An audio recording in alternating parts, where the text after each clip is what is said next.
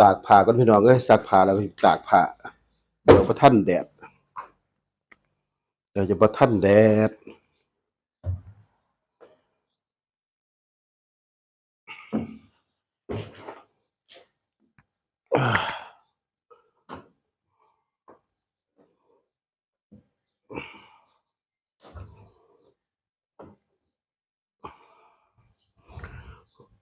เมื่อวานนี่ฝนก็ตก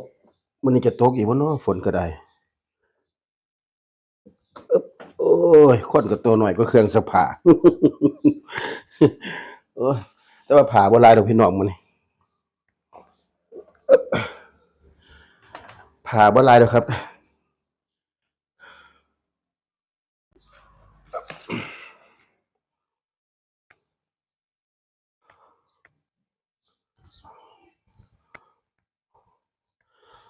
ตากผ้าก่อนถ้ามีแดดพี่น้องเอ้ยตากผ้าก่อนเด้อมื้อนี้แดดจ้าเลยเอาผ้าห่มหลานกับผ้าห่มเจ้าของมาพึ่งก่อนแล้ว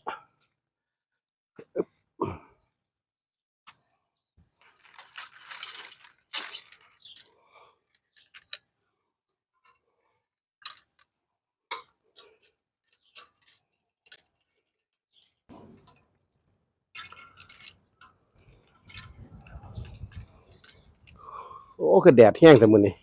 ตกอีกบ่เนาะฝนมื้อนี้พี่น้องเอ้ยฝนตกอีกบ่เนาะนี่ผ้าถุงไม่ออก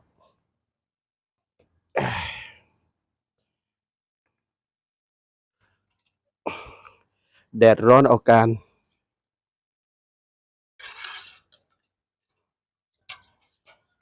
แดดร้อนเอาการอยู่นะครับวันนี้คือฝนฟ้าสิตกแต่พี่น้องปองไปเมื่อวานก็ตกบ่แห้งบ่ได้จาดมาเทื่อเดียวลิ้นปอกแป๊กๆบัดทีนี้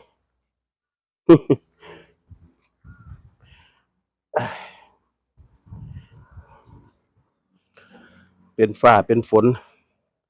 มิถุนายนนี่ก็ฝนก็ตกเนาะเดือนนี้แล้วเนาะพี่น้องผู้เฒ่าผู้แก่ว่าตามตำราประมาณมิถุนายนกรกฎาก็สิหนาวเด้บัดนี้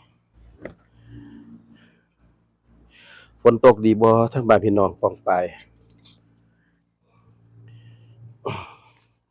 ช่วงนี้ก็พี่น้องบ้านเฮากำลังลงไร่ลงนาเนาะ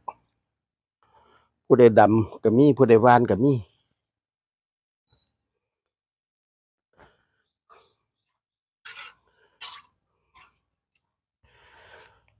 โอ้แดดร้อนอีเด้ครับพี่น้องมื้อนี้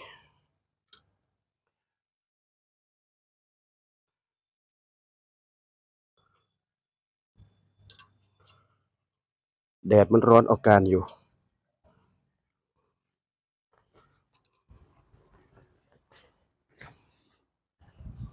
วันนี้คนพี่ก็มาตากผ้าตากแพรครับแต่ว่า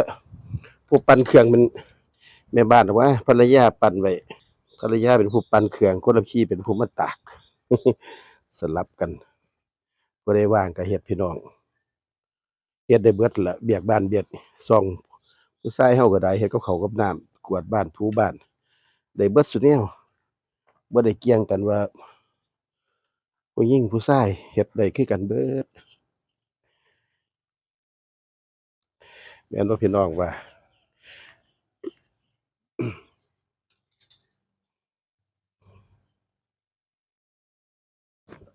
โอ้ตากผ้าก่อนเด้อพี่น้องเอ้ย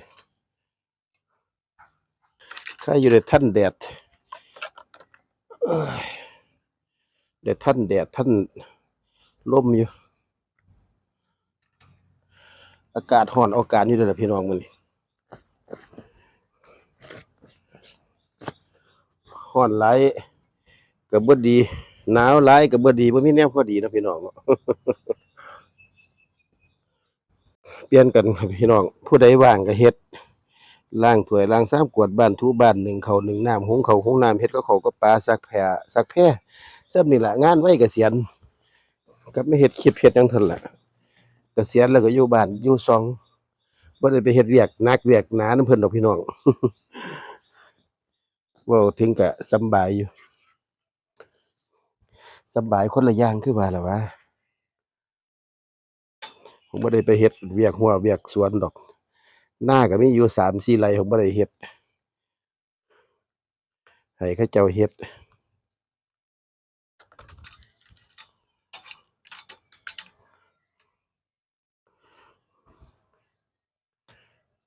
แต่ว่าปีนี้สิได้เขาได้น้ำดีดอกเนาะโอ้ยตกชะดินจ่อยห่าอือ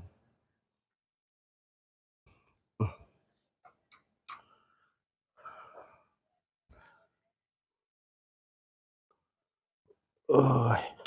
พี่น้องป้องปายเฮ็ดเวียกอยู่ไร่อยู่ทาอยู่หัวอยู่สวนก็ร้อนเดะเนาะลำบากอยู่เดะผู้เพิ่นเฮ็ดเวียกเฮ็ดไร่เฮ็ดนาก็ได้กว่าสิได้กินข้าวกินน้ำแต่ละนั่นลงทุนก็หลายค่าจ้างก็แพงค่าหยุกค่าหว่านค่ายาหลายอย่างหลายแนวเนาะพี่น้องเนาะคนลางทีก็ซื้อกินเอาละข้าวก็ได้ข้าวสาร500 600ก็เป็นเรื่องธรรมดาเนาะเอาสำนี้ล่ะพี่น้อง